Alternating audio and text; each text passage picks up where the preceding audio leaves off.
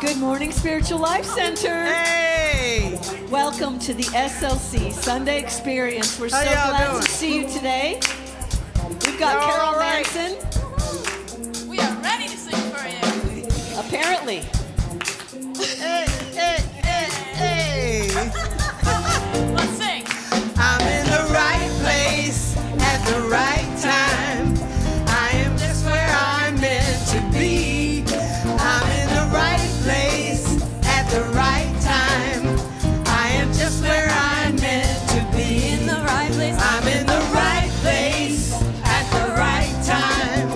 I am just where I'm meant to be.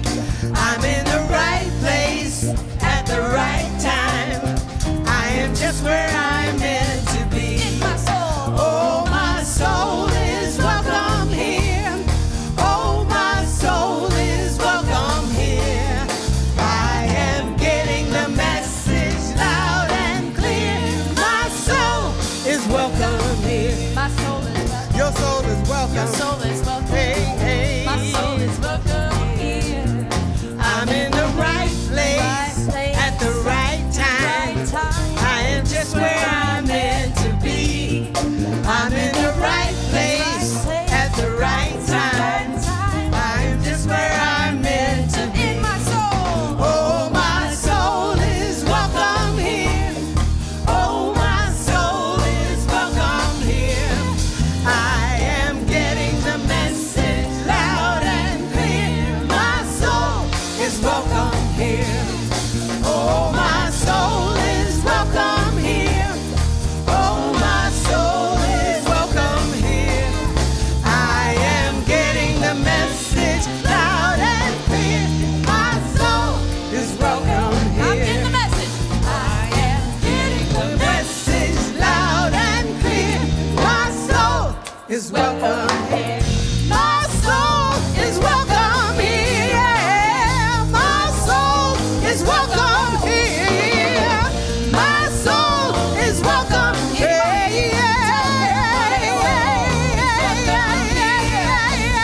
My soul is welcome here. My soul is welcome here. My soul is welcome here. My soul is welcome. I am getting the message loud and clear. My soul is welcome here.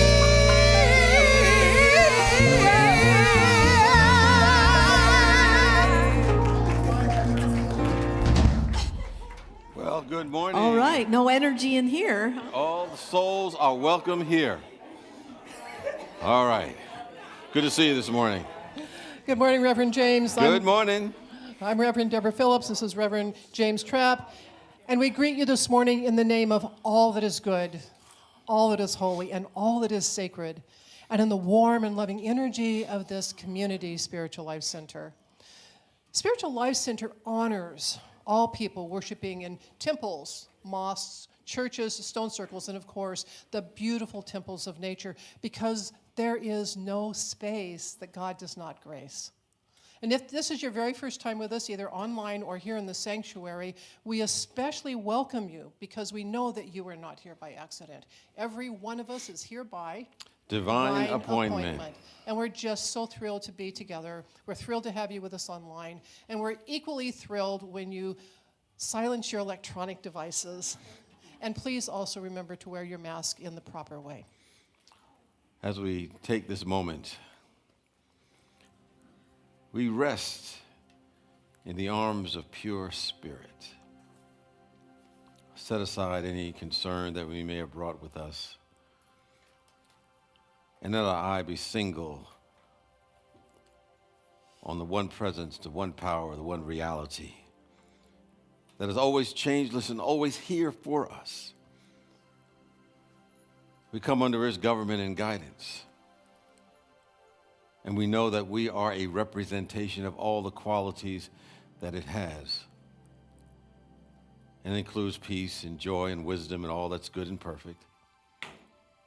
And we make these qualities the activity of our awareness, our consciousness, through our thoughts that we hold, the words we speak, the actions that we take, so that we're radiating from the depth of our being the truth of who and what we really are when we see ourselves at our highest and our best. So we're grateful to be the vessels and vehicles of this presence, and we remind each other of this truth, knowing that it's a truth that liberates us and sets us absolutely free. And so it is, and so we let it be. Amen. And of course, Spiritual Life Center seeks to carry out its purpose through its mission, which is as follows. We invite you to join in and say them with us together. To transform lives as we love, serve, and remember. And the way that we seek to carry out that purpose is living these 5 basic unity principles, which underlie all the teachings and all of our philosophy within unity. I invite you to again join in with me as we say them. God is absolute good and everywhere present. People are inherently good. Thoughts create our experiences.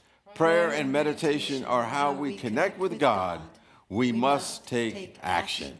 And we have a lot of action happening in the next couple of weeks. On Saturday, this coming Saturday, October 2nd, we have Blessing of the Animals with Reverend Donna Apodoni.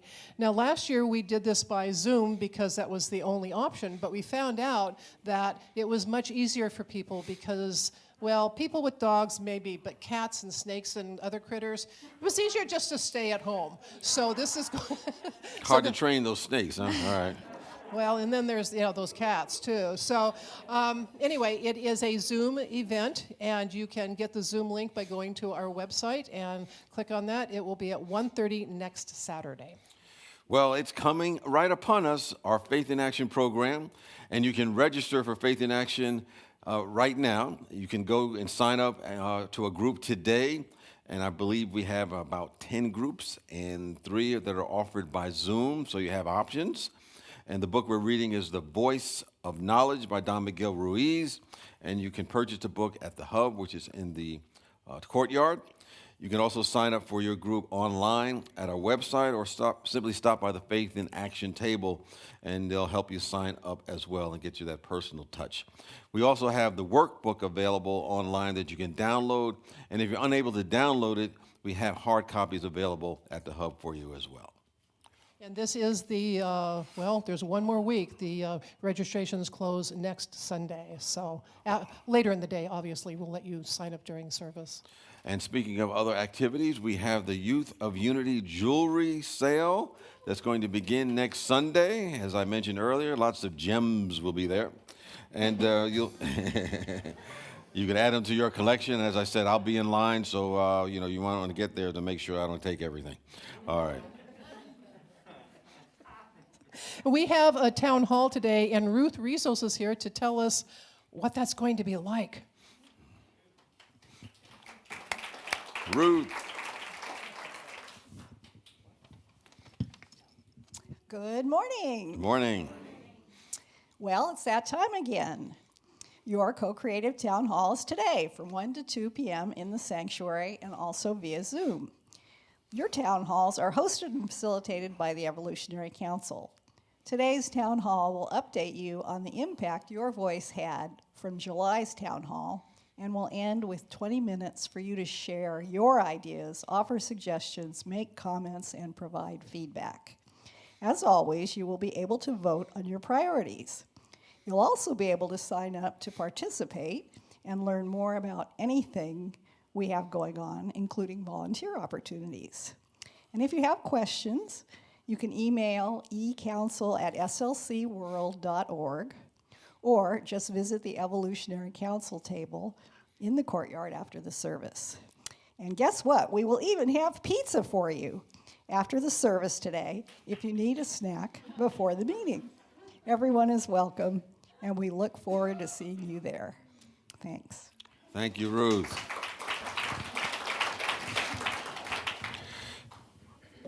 We're excited to announce something special today. Our music director, Paula Mandella, has been nominated in 2 categories, the Posey Awards. You could say it's kind of like the Grammy Awards for all new thoughts and progressive music and spirituality. And then her nominations are for the best song, as well as the best video for her Faith in Action song, which was last year that we didn't actually have a chance to sing, I realized, because we were going through the COVID experience. But her Faith in Action song, I Am That I Am. So we're going to get a chance to see the video a little bit later. The Posey Awards are sponsored by Empower, yes, and celebrates powerful music from extraordinary artists who are transforming lives and helping create a world that works for everyone through the power of positive music. And Paula, of course, you know, is an extraordinary musician, composer, songwriter, and we're grateful and honored that she has offered her gifts and talents to our community. And on Friday, the 24th, the Posey Awards will actually be broadcast live on Facebook at 4 p.m. local time. And you can help support Paula and celebrate with her, and you can be part of the Facebook watch party that's going to take place here at Spiritual Life Center. So if you want to come and hang out with us, that's going to be taking place. And you can learn about the Empower Music and Arts, the Poseys, and the Facebook watch party on our website. So just congratulations, Paula, for your magnificent work. Thank you. Thank you. Oh, you guys. I really, really appreciate all this celebration around the nomination. I only hope we win because You're already a winner. We don't even worry I know. about it. Thank you for.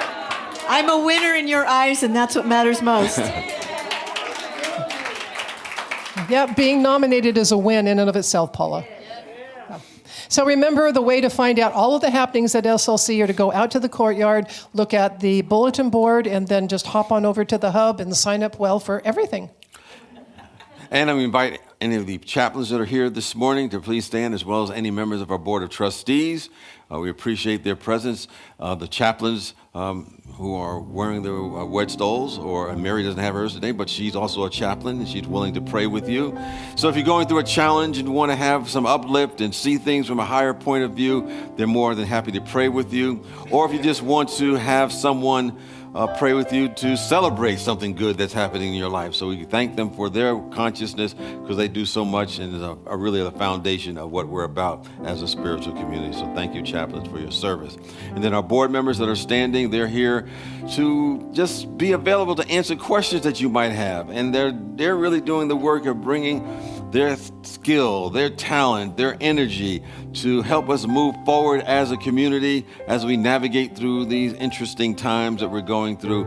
And so they're very important to have for our community as well. So we thank you for your consciousness and your contribution to Spiritual Life Center. We love to welcome our newcomers, so in a moment we will ask you to raise your hand. But first we want you to know that there are many ways to become connected at SLC. And if you fill out the welcome card that we give you, you can learn more about our small groups and our classes and other events. So if you are online, you can fill out that card online. If you're here in the sanctuary and you raise your hand, we will give you the card. You can fill it out and take it to the welcome table out in the courtyard, and they have a very, very special gift and wonderful welcome for you. So anybody here for the first time today? If so, raise your hand. Any first timers? Oh, yeah, keep your hand up over there. Yes. Yes, to my left, then the handing out folks to your right. So there's a purple ribbon. We invite you to wear that, and you get that special Spiritual Life Center greeting. There's the card that you can fill out to stay in touch and know what activities are going on, such as the things we've been talking about, our watch party for the Posey Awards and our classes and workshops and all of those things that take place. We can keep you informed. We thank you for your presence. We thank you for bringing your energy, your consciousness, and your divine love, and we appreciate you and support you on your path, or whatever that may be. And with that, we just invite everyone to find a friend or a neighbor or someone new and say, "It's marvelous you are here. Glad you are."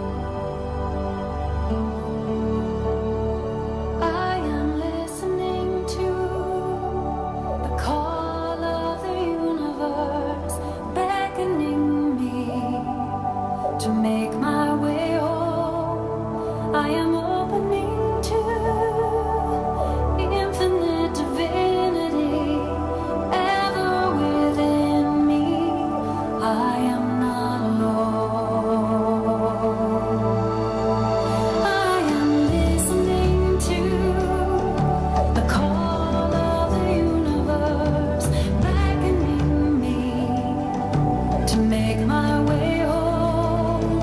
I am opening to infinite divinity ever within me. I am not alone. As the pull of the sun urges the blossom to come forth, I am that I am. As the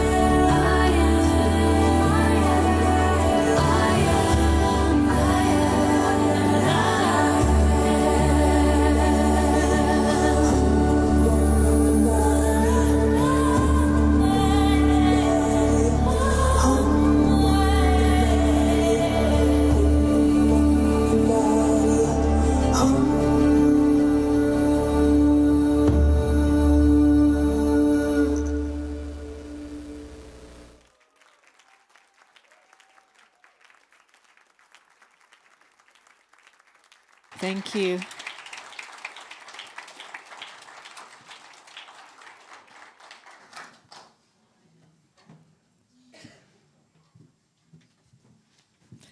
So let's speak together now our vision statement. Spiritual Life Center is a loving, vibrant family that welcomes home all people and accepts everyone, no exceptions, weaving ancient spiritual traditions with emerging wisdom. We cultivate a spiritual deepening with the divine, each other, and our planet. And now we will prepare for meditation by singing this chant, Showers of Grace.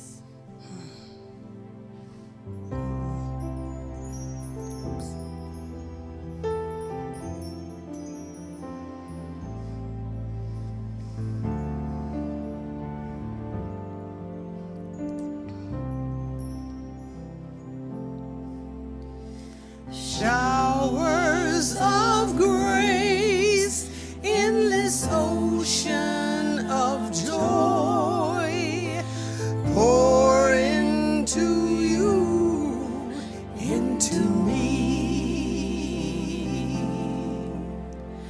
Washed in pure love, the Sacred Heart reveals, humbly to serve the Supreme. As a bird sings, as the grass grows, as a dewdrop clings, all of nature knows. Showers of grace, endless ocean of joy, pour into you, into me. Washed in pure love, the Sacred Heart reveals, humbly to serve the Supreme. As a bird sings, as the grass grows, as a dewdrop clings, all of nature knows. Showers of grace, endless ocean of joy, pour into you, into me.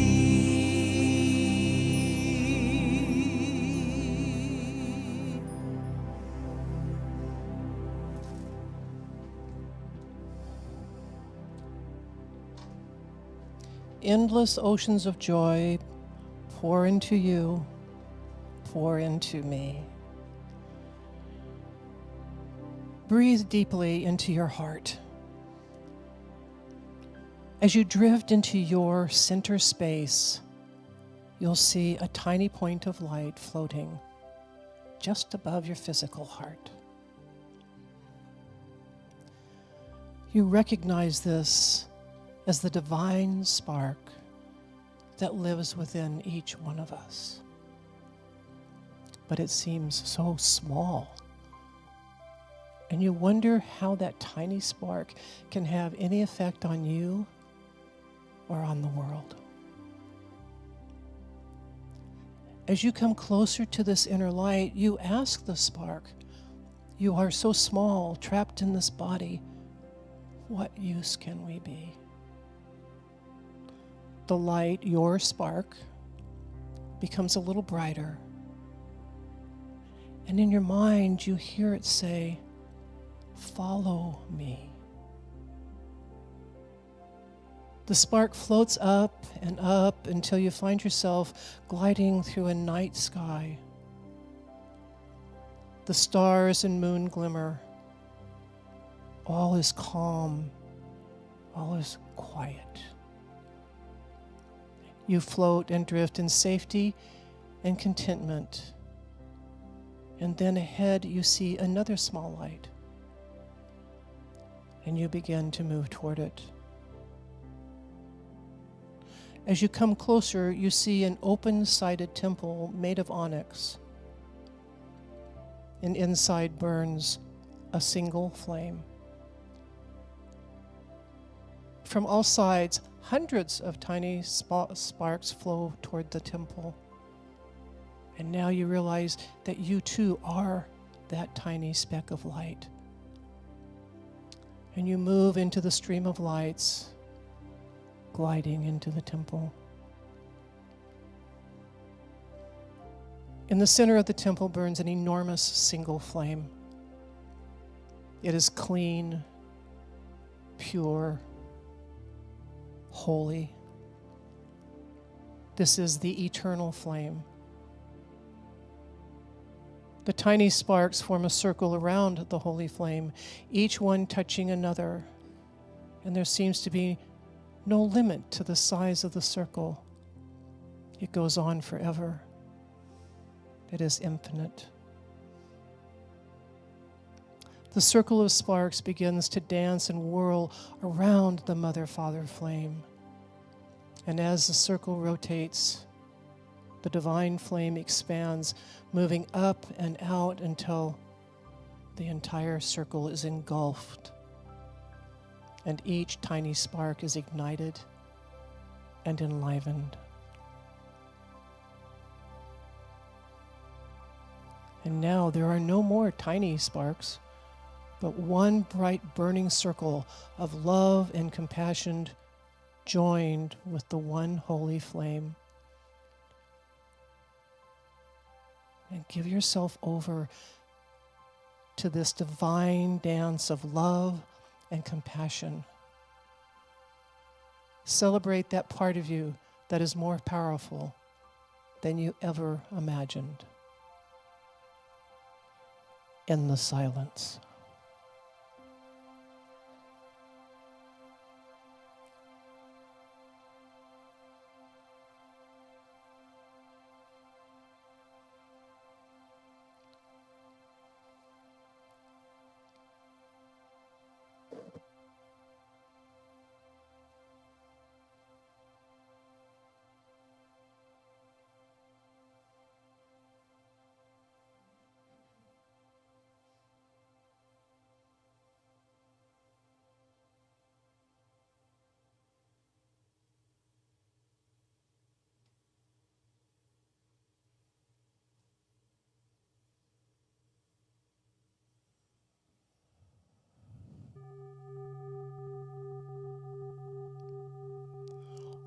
All is one, and you float in an ocean of joy.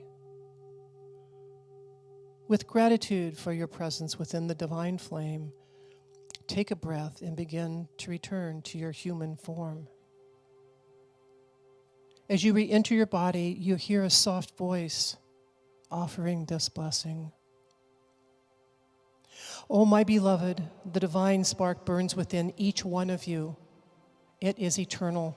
The dance of love and compassion fueled by the divine flame is eternal. Your spark may seem small, but it is the essence of who you are, a divine, eternal being. And when you burn with love and compassion, you bring infinite blessings to your world. Remember this, always.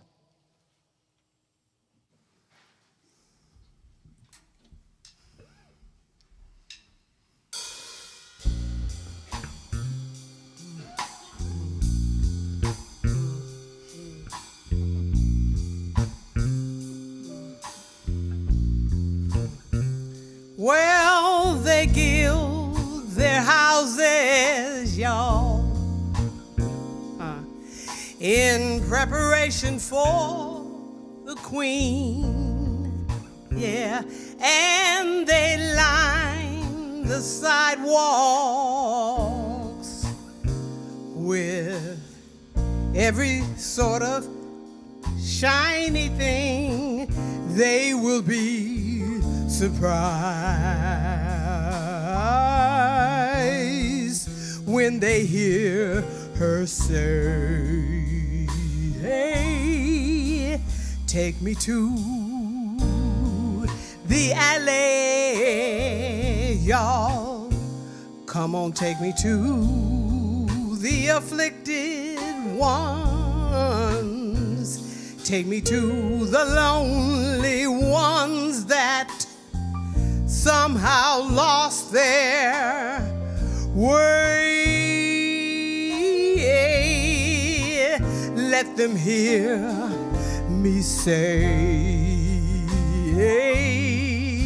oh, I am your friend. Come to my table. Rest here in my garden. You will have a pardon. You will have a pardon. Yeah, take me to the alley. Take me to the afflicted ones. Take me to the lonely ones that somehow lost their way. Let them hear me say,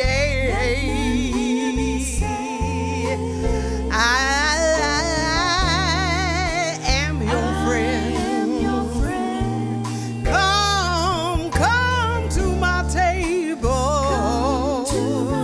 I want you to rest right here in my garden.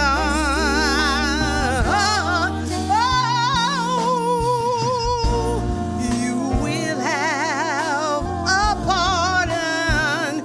You will have a pardon, y'all.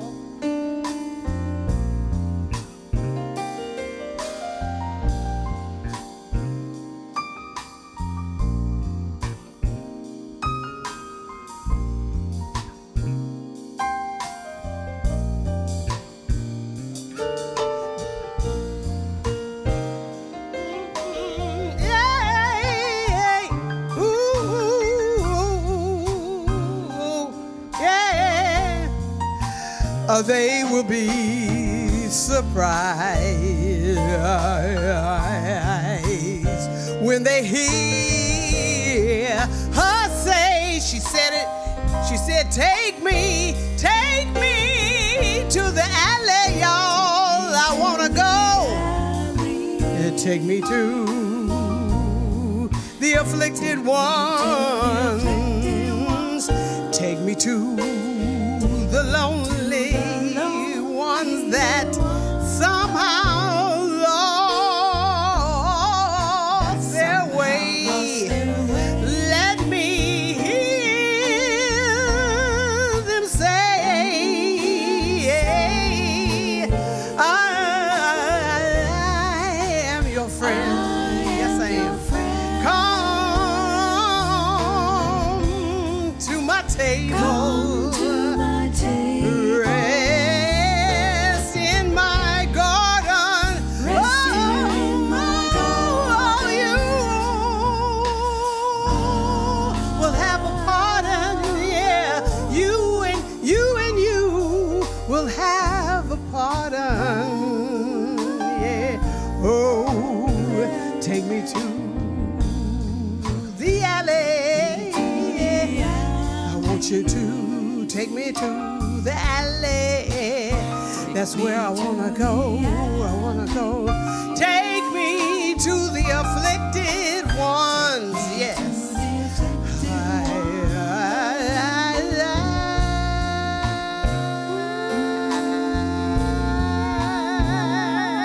I wanna go to the afflicted ones. I said, take me to the alley. Take me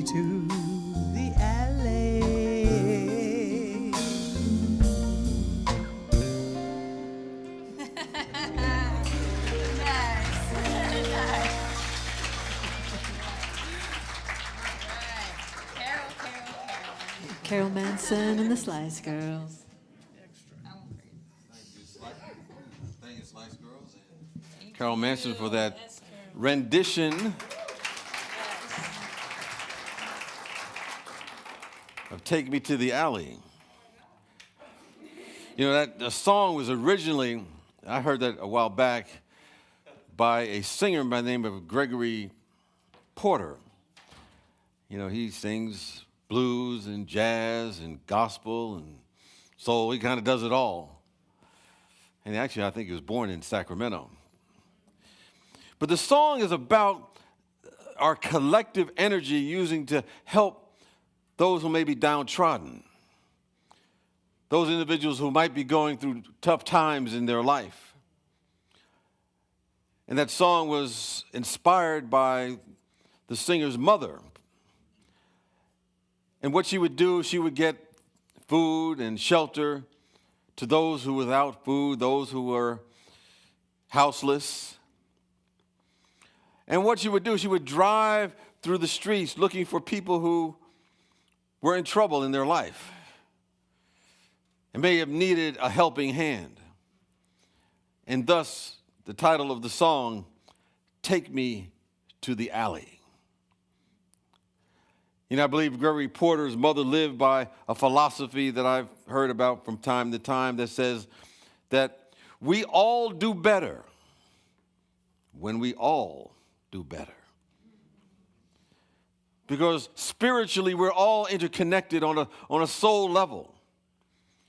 And Gregory Porter's mom was spiritually rich. She was spiritually prosperous.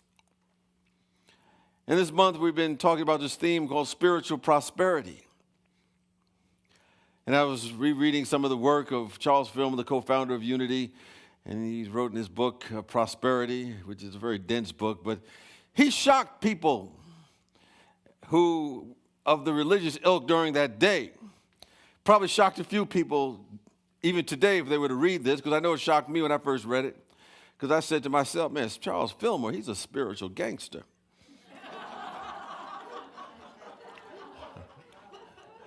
He said that it is a sin to be poor. When I said that, when I read that, I said, wait, man, that sounds kind of harsh. But understand, he wasn't talking about any kind of transgressions that people get involved in. He was not talking about any kind of moral violations. What he was saying is that we were frustrating our potential. You know, oftentimes when we hear that word, it's triggering for folks, but sin simply means that a person missed the mark. It's an old archery term. And, you know, we saw the video, we saw the young lady pulling the arrow toward the target. And so if you missed the target, you know, you sinned, you were off balance. So it's really saying that we just didn't know. We made some mistakes. We were ignorant at that particular time in our life. And therefore, we put ourselves out of alignment with the consciousness of pure spirit, and we're stopping the flow of the infinite abundance that is always there for us to be expressed in and as our life. So as I said, I think the first week that spiritual prosperity is not about materiality. It includes that. I always say there's nothing wrong with that. But it's not about materialism only. It's about the idea of having purpose in life. It's about the idea of being health and whole in life. Having the idea of being in right and perfect relationships in all levels of our life. It's about the idea of love and happiness. As I was singing Al Green, a very poor imitation of Al Green. Because you probably know, and I've known people over time that are materially rich. I mean, they got it all, it would seem like, but they're still poor. So any discussion around genuine abundance fails unless it goes beyond materialism and it encompasses motive and purpose. And unless it encompasses why we do what we do, the role of giving, the role of circulation, as well as the power of appreciation. So I believe to elevate our own spiritual prosperity, I'm looking at this topic of the day, which is consecrate, circulate, and appreciate. Well, consecration, what is that all about? It's really mean to make something sacred. to dedicate our service to something greater than ourselves. And I believe that our day should always begin with an act of consecration or simply aligning our thoughts with the qualities of God, such as oneness, which is foundational to our teachings. It's like recognizing that idea that we all do better when we all do better. I had a friend of mine who's an engineer. She's a retired engineer, but she worked for many years with, I think, Boeing. And she was a native, or is a native of Vietnam. And a couple of years ago, she had called me up because she wanted some tips on public speaking to help her with her work, because English was not her original language, and we connected. And I hadn't heard from her in a while, but she called me last week, and she wanted some tips and suggestions about an interview that she was about to do. And there's a program where people interview other folks called StoryCorps. And it's about the time when people interview others to get stories about their life. And their stories are archived in the Library of Congress. And many of them are actually played on National Public Radio from time to time. So she was going to interview a man who, at this time, he was in his 80s. But at one time, he was a logistical engineer in the Navy. And she wanted to interview him because that man had helped her family and many other people escape the war zone of Vietnam over 45 years ago. And this gentleman, Chuck, was the coordinator and the evacuator of the civilians. And eventually he worked with my friend's father, who happened to be a member of the Vietnam military, the South Vietnamese military. And so he was telling his story of the evacuation that took place and how he got there and kind of the happenstance, the serendipities that put him in that position. And as he was telling the story and she was asking the questions, there were lots of turns and twists and close calls and where he talked about the time in the dead of night he had to commandeer a truck in order to help a whole bunch of children out of harm's way. And another time he looked at his bus that when he arrived where he was, he noticed that it was riddled with a whole bunch of bullets. He didn't even know how they got there without a scratch. And then he talked about the time that he was doing the last evacuation, that he left the child behind and he went back to get the child and the plane was taken off because they were being shot at. And I just have this vision in my mind. He's being grabbed as he's trying to pull himself up into the cargo plane as they move away. And in the background is all the fire and explosions taking place as he's getting away. And I'm thinking, man, you need to make this into a movie. This is like James Bond and Mission Impossible all rolled into one. And they talked about in the interview that when my friend's family did not have a home, that Chuck took them into his home, even though his resources were limited and they had 5 people in that family. And he kept them until their father was able to leave Vietnam himself. And Chuck talked about the idea that, as an engineer, as an individual in the Navy, he lived by the book. I mean, he did everything straight and narrow by the book. He followed all the rules, but as he went through this process, he said he began to circumvent and skirt some of the rules in order to shelter that family and to help those other people. And he was asked, why did you do this? This was something that he didn't have to do. He volunteered. He said he risked his life and did all these things to take in that family and took on that financial burden because they're all children of God, he said. And he said that when anyone suffers, we all suffer. I guess his way of saying that we all do better when we all do better.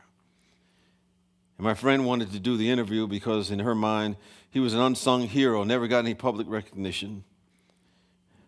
And Chuck went on to say toward the end of the interview that going through that process, it changed him. It brought out his compassion. It brought out his humanity. And he said, I became a better person. I became a richer person. I became a fuller person as a result of this experience. And he was not talking about anything material. his prosperity, his spiritual prosperity came about because he was making his life sacred for a principle, for an idea, for oneness, a quality of God. And of course, the story didn't end there. About today, or I think last year, my friend said that she went back to Vietnam. And she created 5 scholarships for students who needed the money to continue on in their education. And the 5 scholarships represented the 5 people in her family that he kept until they were reunited with their father. And she named that scholarship after him. So Chuck's actions were not limited to those people right there, or to what he was doing for them at that moment. It was a legacy that lived on many years later and impacted people in a positive way.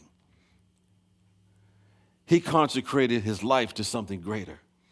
He was spiritually prosperous. And I believe our life ought to begin with an act of consecration. And we want to say to ourselves, this life indeed is the life of God. This life is indeed the life of divine and perfect spiritual intelligence and joy and wisdom. We want to say, I dedicate this life to the allness of the Spirit. And if we do that on a regular basis, we'll find our thoughts and our way of being come into alignment with that of a quality of the God presence, the quality of the force itself. And we become spiritually prosperous because we consecrated some aspect of our life to the life of God, to a God idea. So consecration, making something sacred, elevates and activates the spiritual prosperity within us. In the same vein, there's the idea of circulation. Like I said, some people think that prosperity is about getting getting things, or how to get. We see a lot of workshop seminars that focuses on that. And like I said, there's nothing wrong with that. I said everybody ought to get rich in some way, shape, or form. We need a lot of money to transform the world.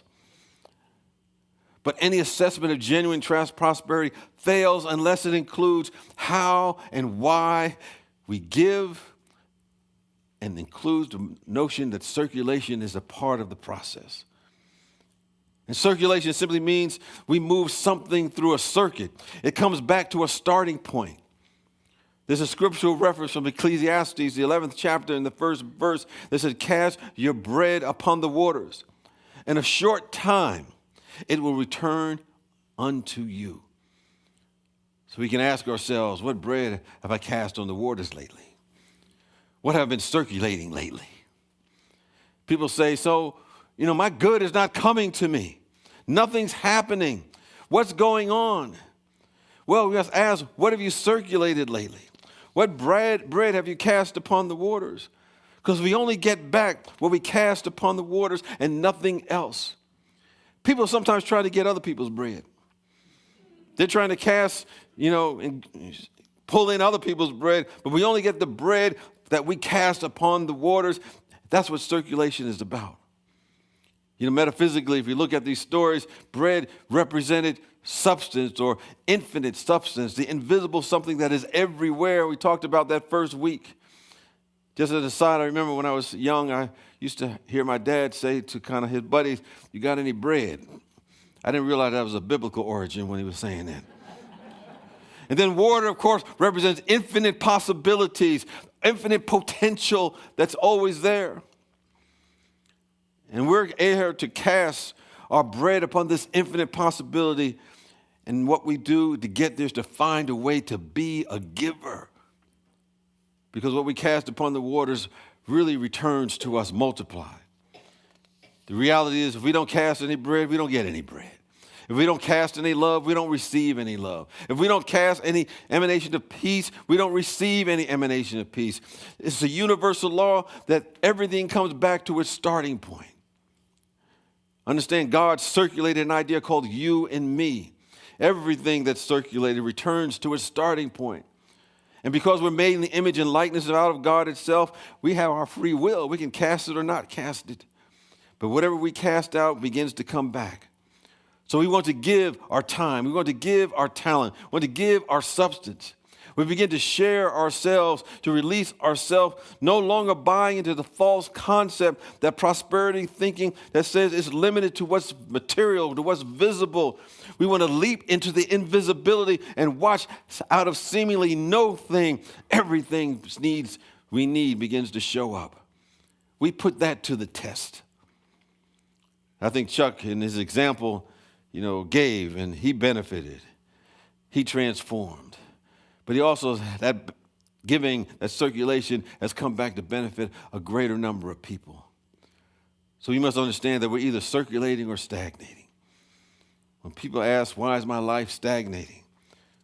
What have we placed upon the waters lately? Where have we withheld a kind word? Where have we withheld any compassion? Where have we withheld any forgiveness? Where have we withheld anything that needs to be contributed to our world?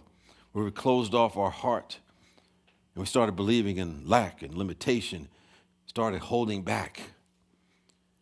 We cast our bread upon the waters and it returns to us. And we don't try to get anybody else's bread. So we begin with consecration, making it sacred. And then the second thing, we begin to engage in circulation, sending out those positive things into the world, knowing that not only do we benefit, but it benefits the society in which we live. And then there's appreciation. Appreciation to help us elevate our spiritual abundance and prosperity. In Matthew, the 6th chapter, 26th verse, it says, we are to let our eye be single, which means that we're here to be focused, so to speak. We know that what we focus on, what we appreciate, increases, becomes more, multiplies more than what we can imagine. More than the interest that we get for money in the bank, which is not really hard to do because it ain't that much. But as we appreciate the powers of God, the qualities of God in our life, those qualities are amplified, multiplied beyond our imagination. I remember a few years ago when my son was going into the 9th grade. Can't believe now he's about to graduate from college, but anyway, he's going to the 9th grade. And we went to the parent-teacher night, and we were talking to the different teachers in the school. And we went to the math teacher who was teaching, I think, geometry at the time. And she said that, I know that some students don't think they're good at math. And my job is to make them feel good about math. She said that everyone is good at something. Some people are good at art. Some people are good at music. Some people are good at just networking. Some people are good at a lot of different things. And he said, what you're good at is kind of like a rubber band in your brain. If you're good at something, then that rubber band is big. And if you expand upon it, when you begin to do more in that area, that rubber band expands.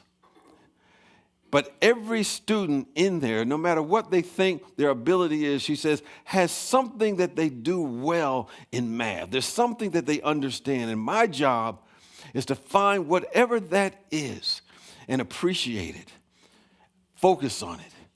And then that rubber band begins to expand in their own mind. It's a great example of the power of appreciation. In our own life, we want to examine what we're thinking, what we're looking for in our life, what we're looking for, what we're focusing on in other people. What are we interested in? Because whether it's something we want or something we do not want, whatever we see or don't see, whether in ourselves and others, we become aware of it with our attention and it begin to become more and more of our experience. It's been discovered that organizations work at their best when they focus on their strengths, when they focus on their success, when they focus on their values and their hopes and their dreams, rather than the problems that may be existing. They focus and affirm and appreciate what they have that's working well. This came out of the work of psychologist Abraham Maslow, that most of us are aware of, Maslow's hierarchy of needs. And one of the things that he came up with during his day is that he recognized something that transformed the psychological viewpoint of his day. He said by examining self-actualized people, He examined what worked, and he examined health rather than pathology.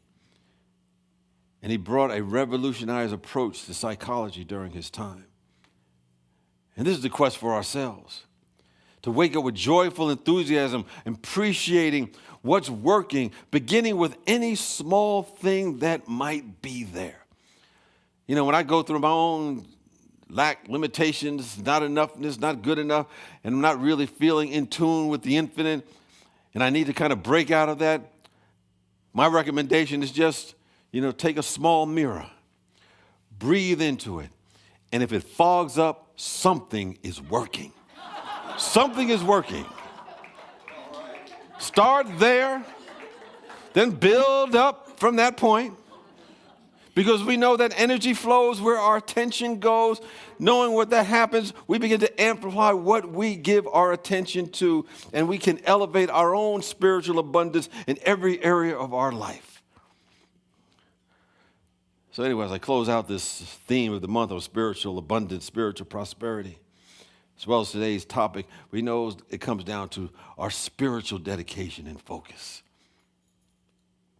So we spiritually dedicate ourselves to something greater than ourselves. I look at that story of Chuck, who recognized the oneness of who and what we are.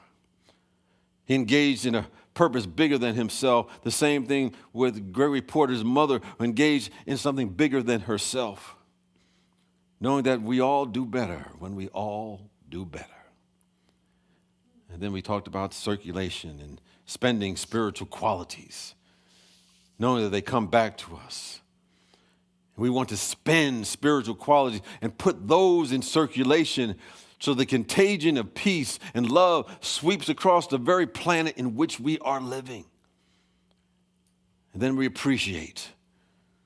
We appreciate every single day, recognizing, as that old saying goes, this is the day that the Lord has made, the great law of life, commanding us to rejoice in it, commanding us to appreciate it, to have our eyes single so that we let that light so shine within us that others that may be in a low vibration, when they become around us, they will drop their tools and follow us to the ever-expanding good. For those who are in doubt, they will drop their tools and they will follow us to where we got our spiritual food. So in our own life, when doubt comes up, when fear comes up, that we're so rooted in the power, our eye is so single, our body and our body of affairs called our life become full of life. And we know that all these lower vibration things, they've simply come to pass. And we'll become like the great, wonderful ushers that we are. We'll simply let those things go. When they come up into our life, we'll say, oh, I know you. You're that doubt. You have come to pass. Oh, I know you. You're that human fear thought. You have come to pass. Oh, I know you. You know that sense of separation and limitation and lack and judgmentalism and overly being critical. Oh, you have come to pass. We become the great ushers through which the power of our focus and our appreciation begins to usher out doubt and usher in the power, the presence, and the love of pure spirit so we can be the highest and best that we are meant to be. This is who we are. This is why we are here. And when we do, we activate, we elevate that spiritual prosperity that we are all here to receive. For it's God's good pleasure to give us the kingdom. And so it is, and so we let it be. Amen.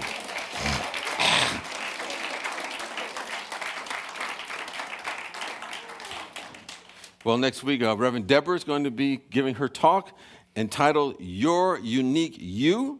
And I was talking to her between services. He said, she's going to build upon what we've been talking about today. So you don't want to miss that as she brings it to the next level. And for those who are online, we thank you for joining us today. Or any time that you happen to be joining with us, because we're online 24/7 at any time.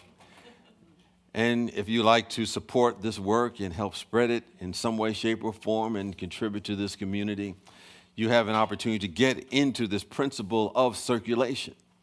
And you can give to Spiritual Life Center by texting SLC Love to 44321. That's SLC Love to 44321. Or you can go to our website, slcworld.org, and you can click the Donate tab and give in other ways, including by mail. And if you're watching online, if you want to help spread the word in other ways, depending upon what platform you happen to be on, like us, comment, share, subscribe, whatever is appropriate for the platform that you're on. And with that, I invite those who are here to take their offertory blessing and symbolically raise it to the heavens, get into this ever-expanding flow and circulation, and know that it's not only going to support this community for all those who are here, but preparing for those who are on their way and looking for a way to move from where they are to where they can be when they are expressing their divine self. So with that, let us say our offertory blessing together. Divine love, as me, blesses and multiplies all that I am, all that I have, and all that I circulate. Thank you, God.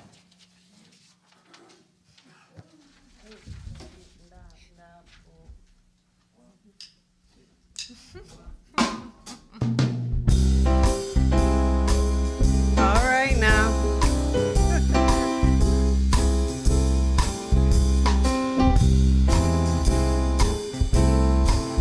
Woo!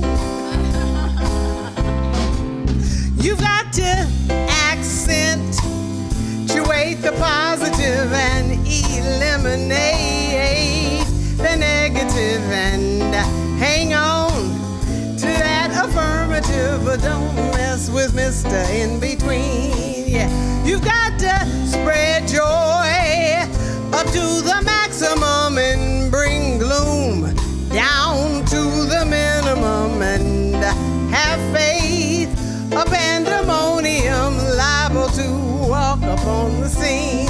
Now, to illustrate my last remark, Jonah in the well, Noah in the ark.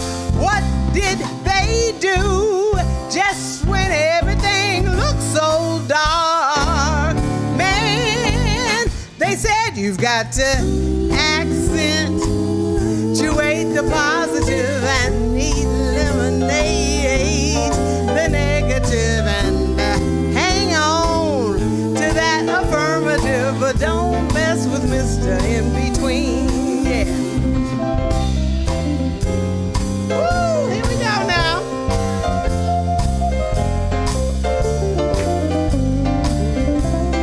Guitar in on scene.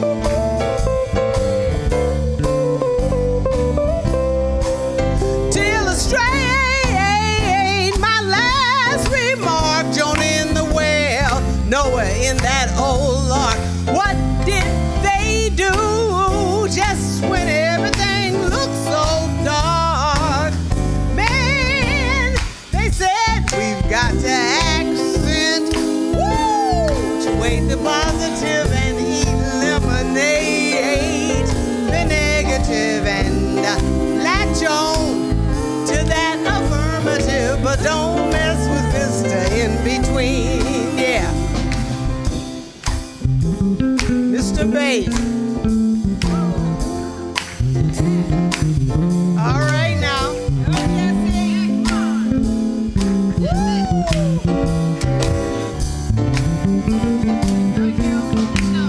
To illustrate my last remark, Jonah in the whale, Noah in that old ark. What did they do just when everything looked so dark? Man, they said we've got to accentuate the positive and eliminate the negative and hang on to that affirmative, but don't you mess with Mr. In Between. Oh, no, no, don't mess. Child, listen, I said don't you mess. You better not mess. Don't mess with Mr. In Between. Don't mess with Mr. In Between.